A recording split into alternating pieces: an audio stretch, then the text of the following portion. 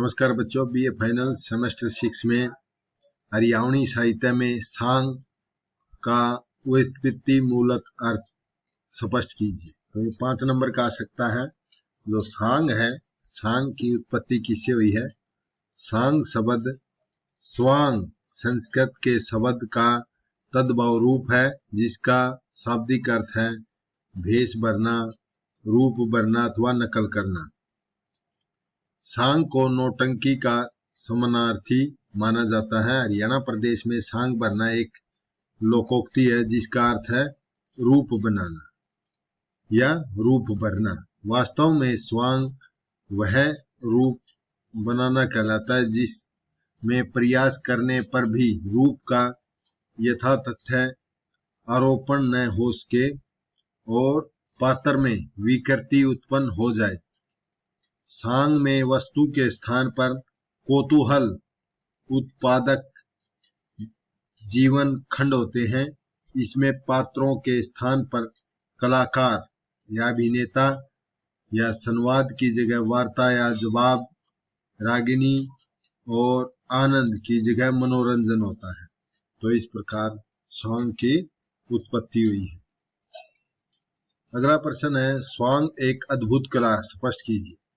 तो सांग लोक साहित्य का अभिन्न अंग है।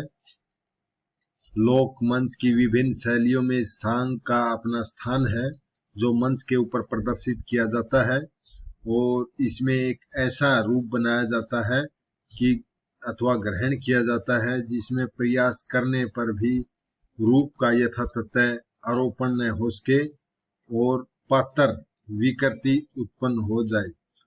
और वस्तुतः यह एक लोक कला है, जिसे नाट्यात्मक संगीत प्रधान जन कला कहा जाता है। सांग में वस्तु के स्थान पर कौतूहल उत्पन्न उत्पादक जीवन खंड होते हैं और इसमें पात्रों के स्थान पर कलाकार, अभिनेता, संवाद की जगह वार्ता और जवाब, रागिनी, आनंद की जगह मनोरंजन निहित होता है। लोक नाट्य कलाओं में किसी भी संगीत की प्रधानता होती है, तो किसी में गायन की, किसी में संवाद की, कहीं कथा होती है तो कहीं भक्ति रस की प्रधानता विद्यमान होती है। किंतु सांग की एक अनूठी और अद्भुत विशेषता होती है और जिसमें अभिनय, संवाद, संगीत, गायन, नृत्य, कथा, भक्ति, अध्यात्म विषयानुसार सभी तत्वों का तालमेल होता है। अस्तु हम कह सकते हैं कि सांग एक अद्भुत कला है, जिसको देखने के लिए लोग दूर दूर से छोड़ करके आ जाते हैं। अब आता है 5-5 के प्रश्न आ सकते हैं, जैसे हरियाणवी सांग परंपरा के संक्रमण युग का परिचय दीजिए। तो संक्रमण युग 1200 से लेकर के 1750 ईस्वी तक माना जाता है। इसमें जैसे 11वीं शताब्दी के मल नामक जाट और रावत नामक राजपूत और रंगा नामक जुलाहे ने मिलकर स्वांग मंडली बनाई थी। और उसके बाद आ जाता है प्रारंभिक युग। प्रारंभिक युग में जैसे मेवाती था, मेवात का जन कवि जिन्होंने पंडुन का कड़ा लिखा था, उन्होंने सांग परंपरा को शुरू किया था। तो इसमें सादुल्ला ने शुरू किया था प्रारंभिक युग। फिर है उत्कृष्ट काल। उत्कृष्ट काल में पंडित दीपचंद बामन आता है और लक्ष्मीचंद आता है। और आधुनिक काल में मांगेराम, पंडित मांगेराम और फौजी मेहर सिंह और आधुनिक कला के बहुत से साहित्यकार रामकिशन व्यास आ जाता है। इनका महत्वपूर्ण है हरियाणवी सांग परंपरा को विकास करने में। तो 5-5 नंबर के आ सकते हैं। हरियाणवी सांग परंपरा का आधुनिक काल का परिचय दिए या उत्कृष्ट काल का परिचय दीजिए। तो इस प्रकार ये सांग परंपरा थी। अब हम जो सांगी थे, उस सांग परंपरा को विकसित करने के लिए जैसे इसमें आ जाता है हमारे पास प्रसिद्ध सांगी बाजे भक्त का संक्षिप्त परिचय दीजिए। तो हरियाणा के सांगियों में बाजे भक्त का नाम विशेष महत्व रखता है और इनका असली नाम बाजे राम था। ये सांगों में बड़ा ही मधुर गाते थे। ये बाजे भक्त के नाम से जाने गए हैं। इनका जन्म विक्रम संवत 1855 में सोनीपत जनपद के मिशाना गांव में हुआ था। ये बड़े ही आकर्षक व्यक्तित्व के स्वामी हैं। इनका स्वर बड़ा ही मधुर है, जिसके कारण सबके हृदय को जीतने की क्षमता रखता है। डॉक्टर पूर्णचंद शर्मा ने कहा, बाजे भक्त ने अपनी रंग भरी रागनियों में हरियाणा के जनमानस को बीन बजाने और वाले सपेरे की तरह मंत्र किलित सा कर दिया था और उनके सांगों में श्रृंगार की चास गहरी होती थी, यानी कि बहुत गहरी छाप थी उनकी। इनके गुरु प्रसिद्ध सांगी हरदेवा थे और छोटी उम्र में ही ये रामलीला में अभिनय करते थे। एक कोमल हृदय व्यक्तित्व होने के कारण सामाजिक कल्याण के कार्यों में भाग लेते थे। सांग करते समय ये स्वयं नारी पात्रों की भूमिका को निभाते थे। बाजे भक्त द्वारा रचित सांगों की हरियाणवी लोक जीवन में बड़ी धूम है। वे स्वयं अपने सांगों को निर्देशित करते थे और साथी कलाकारों को अभिनय की शिक्षा भी देते थे, जैसे हीर रांझा, नल दमयंती, शकुंतला, दुष्यंत, महाभारत आदि परव, कृष्ण जन्म और पद भक्ति, राजा युद्धवीर, धर्मकोर आदि इनके प्रसिद्ध सांग थे। बाजे भक्त मूलतः एक सांगी थे। इनके सांग की साहित्यिक रचना मानी जाती है। इन सांगों में तत्कालीन समाज और उनकी परंपरा का भी हमें परिचय प्राप्त होता है। अब अगला आता है प्रसिद्ध।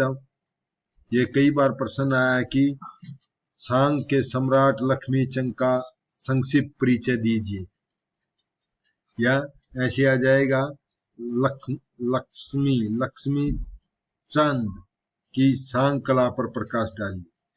तो हरियाणा के सांगियों में श्री लक्ष्मी चंद का नाम सर्वाधिक प्रमुख है। हर बच्चे, आदमी, बूढ़े, जवान सबकी जुबान पर है इसका नाम, सब जानते हैं। इन्होंने हरियाणवी सांग को सर्वाधिक नवीन दिशा प्रदान की है। तो लक्ष्मी चंद का जन्म 15 जुलाई 1903 को हरियाणा के सिरसा जिले के जाटी गांव में हुआ था। पिता का नाम उद्यमी राम था और ये जाति के ब्राह्मण थे। भजनिक मान सिंह इनके गुरु थे। परंपरा के अन्य सांगियों में जैसे मांगे राम, भाई चंद, सुल्तान और पंडित लालचंद आदि थे। कहते हैं कि इनके मुख में सरस्वती का निवास था। वाकई में ही सरस्वती का निवास था। वे तत्काल काव्य रचना कर लेते थे और अधिक पढ़े लिखे न होने के बावजूद भी वेद पुराण का पूर्ण ज्ञान था। इनके स्वांगों में पौराणिक ज्ञान प्राप्त होता है। 18 वर्ष की आयु में इन्होंने पहली बार सोहन के अखाड़े में अपनी मधुर वाणी का परिचय दिया था। 1924 में इन्होंने अपने अलग सांग मंडली बना ली थी। वे न केवल एक अच्छे गायक थे अपितु सफल अभिनेता थे। इनको हरियाणा के सांगों का सम्राट कहा जाता है। हरियाणा के निवासियों में ये दादा लक्ष्मीचंद के नाम से प्रसिद्ध है। आज भी विश्वविद्यालय में इनके विभिन्न सांगों पर शोध कार्य चल रहा है और इनके द्वारा रचित प्रमुख सांग है हरिश्चंद्र, मदनावत और नल दमयंती, सत्यवान सावित्री, द्रौपदी चीर, शकुंतला, भूप, पुरंजन, कीचक, विराट परव, उतानपाद, हीर रांझा, भक्त पूर्णमल, मीराबाई, सेठ ताराचंद, पद्मावत, नौटंकी, ज्ञानी चोर, शाही लकड़हारा, सरदार चाप सिंह, हीरामल जमाल, राजा भोज, चंद्र किरण आदि इनके प्रमुख सांग है। इसके अतिरिक्त इनके द्वारा रचित अनेक गीत रागनियां लोगों के आज भी कंठस्थ है। इन्होंने अपने सांगों में सामाजिक रूढ़ियों और जड़ परंपराओं पर प्रहार किया। इन्होंने सांग परंपरा को स्वस्थ और सुदृढ़ बनाया है। फलस्वरूप लंबे काल तक हरियाणा में सांगों की धूम मची रही है। हरियाणवी सांग को नई दिशा प्रदान करके लक्ष्मीचंद ने विशेष योगदान दिया है और इनके योगदान के फलस्वरूप ही सांग में ऐसी विशिष्टता उत्पन्न हो गई है कि सांग कला के पारखी इनकी विशेषताओं को देखकर दंग रह जाते हैं। अगला प्रश्न है, लक्ष्मी चंद ने अपने सांग में नल दमयंती विरहिणी नारी की दयनीय स्थिति का चित्रण कीजिए। तो लक्ष्मी चंद ने नारी के प्रति सदैव ही सहानुभूति में दृष्टिकोण अपनाया है। नल दमयंती शीर्षक सांग में राजा नल दमयंती को जंगल में त्याग कर चला जाता है। दमयंती नल के बिना विरह की आग में जलने लगती है और उसे गहन जंगल में ढूंढने का प्रयास करती है। वह प्रत्येक पेड़ पौधे पशु पक्षी से अपने पति नल का पता पूछती है। उसे जंगल में अनेक विपत्तियों का सामना करना पड़ता है। पति के अभाव में उसे चारों ओर अंधेरा ही अंधेरा दिखाई देता है। वह नल के विषय में पूछती हुई कहता है, इस बनखंड में दिखे से मन दिन में घोर अंधेरा, शार्दुल जंगल के राजा कतः पति मिला हो मेरा, तेरे बिना ना मेरी दहशत भागे, पिया मेरे इस मौके मत त्यागे, मैंने पिता के घर पे देवता आगे पल्ला पकड़ा तेरा। तो इस प्रकार वह गीत गाती हुई घूमती है। अंत दमयंती ईश्वर की भक्ति का सहारा लेती हुई थारी मेर फिरे इस वंश का फेर उजल्या डेरा। तो सांगी लक्ष्मीचंद ने सांग में हरिश्चंद्र में रोहितास की जो मृत्यु पर उसकी मां का जो लाभ करते हुए दिखाया है, उस समय मानवता का अत्यंत कारुणिक दृश्य उपस्थित हो जाता है और उसने अपने पुत्र को सांप द्वारा काटे जाने का उसका हृदय चित्कार कर उठता है। तो इस प्रकार नारियों का उन्होंने बहुत ही गंभीरता पूर्वक वर्णन किया है। अब अगला सांगी है मांगेराम। मांगेराम का संक्षिप्त परिचय दीजिए। हरियाणा में सांगियों में श्री मांगेराम का स्थान विशेष स्थान है।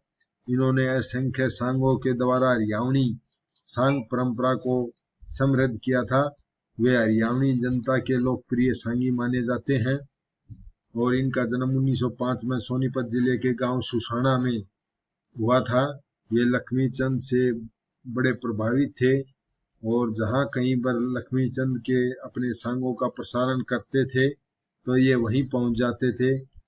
इन्हीं से प्रेरणा प्राप्त करके इन्होंने अपना ड्राइवर की नौकरी छोड़कर एक सांग मंडली की रचना की थी। इन्होंने पहली बार सांग में स्त्री की वेशभूषा में परिवर्तन किया था। इन्होंने अपने सांगों में घाघरा चुनरी के स्थान पर सलवार और कमीज का प्रचलन अपने स्त्री पात्रों के लिए किया था। ये आजीवन सांग रचना करते रहे। सामाजिक कार्यों के प्रति इनकी विशेष रुचि थी। ये महान कवि, नेता, अभिनेता, लोक नाट्यकार थे। अंत में इन्होंने गंगा के तट पर अपने प्राणों को त्याग दिया और इस बात की उल्लेख उनकी अपनी कविता में किया उन्होंने। तो इन्होंने प्रमुख सांग थे जयमाल फत्ता, कृष्ण जन्म, नल दमयंती, शकुंतला, दुष्यंत, भर्तृहरि राजा, ध्रुव भक्त, राजा अमर सिंह राठौर, छैलबाला, अजीत सिंह राजबाला, खंडेराव परी और शिवजी का ब्याह, रुक्मणी का ब्याह, हकीकत राय, गोपी चंद, जादू की रात, भगत सिंह, सती सुकन्या, सभा परव आदि इनके प्रमुख सांग थे। और मांगेराम जी के असंख्य सांगों की रचना के द्वारा सांग साहित्य को सुदृढ़ बनाया गया। ये बहुमुखी प्रतिभा के धनी थे। इन्होंने सांगों में जीवन के प्रत्येक पहलू को स्थान दिया है। तो इस प्रकार सांग परंपरा इन्होंने रची है।